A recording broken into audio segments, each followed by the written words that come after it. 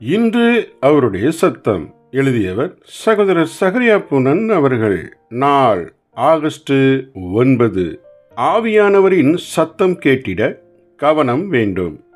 நம் ஜீவியத்தில் ஏற்படும் சில சூழ்நிலைகளில் நாம் என்ன செய்ய வேண்டும், என்ன தீர்மானம் எடுக்க வேண்டும் என திட்டமாய் அறிந்திட முடியாத நிலையில் நாம் பலமுறை இருந்திருக்கிறோம். எத்தனையோ விஷயங்களை குறித்து வேத வாக்கியங்கள் மௌனமாகவே இருக்கிறது. அது போன்ற சமயங்களில் ஆலோசனை கேட்பதற்கான ஒரு பக்தியுள்ள சகோதரனை தேடி போவது நமக்கு எப்போதும் சாத்தியமாய் இருப்பது இல்லை.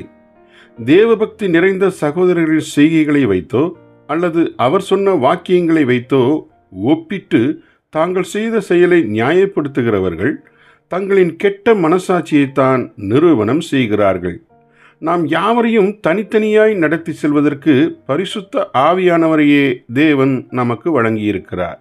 உதாரணமாய், சபையின் ஒரு கூட்டத்தில் உலகத்தில் அன்பு கூறாதிருக்கும்படியான ஒரு புத்திமதியை ஒரு சகோதரி கேட்டிருக்கக்கூடும். இது ஒரு பொதுவான புத்திமதியே அல்லாமல் எதையும் குறிப்பாக அது கூறவில்லை. புதிய ஏற்பாடு எப்போதுமே இது போன்ற பொதுவான புத்திமதிகளைத்தான் நமக்கு கூறுகிறது. இச்சமயத்தில் ஒரு திருமண வைபவத்திற்கு செல்லவிருந்த அந்த சகோதரி அந்த வைபவத்தில் விலையுயர்ந்த பளபளப்பான ஆடையை உடுத்த வேண்டுமா அல்லது வேண்டாமா என்பதை தீர்மானிக்கும் இக்கட்டான நிலையில் இருந்தார். அந்த கவர்ச்சியான சேலையை உடுத்தலாம் என அவளின் மனது எத்தனையோ காரணங்களை அவளுக்கு கூறியிருக்க கூடும்.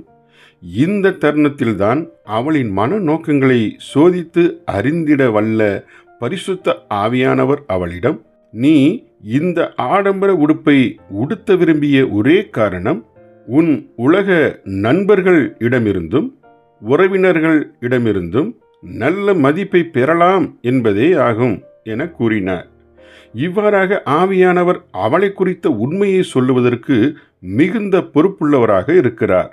இருப்பினும் தனக்கு கீழ்ப்படியும்படி அவளை ஒரு நாளும் கட்டாயப்படுத்தவே மாட்டார். எல்லாவற்றிற்கும் கடைசி முடிவு ஆனது அவளையே சார்ந்துள்ளது. நமக்குள் இருக்கும் அந்த அபிஷேகம் சபையில் உள்ள எந்த ஒரு சகோதரனும் அல்லது சகோதரியும் போதிக்காத எண்ணற்ற காரியங்களை நமக்கு போதிக்கும். இருப்பினும் நாமோ ஆவியானவருக்கு செவி கொடுத்திட மிகவும் கவனமாய் இருந்திட வேண்டும். ஜெபிப்போமா. பரலோக பிதாவே, அன்றாட நடைமுறை ஜீவியத்தில் எது பாவம் எது உலகம் என தெளிவாய் கூறும் உமது சத்தத்தை கேட்க அதிக கவனம் எங்களுக்கு தாரும். இயேசுவின் நாமத்தில் ஆமேன்.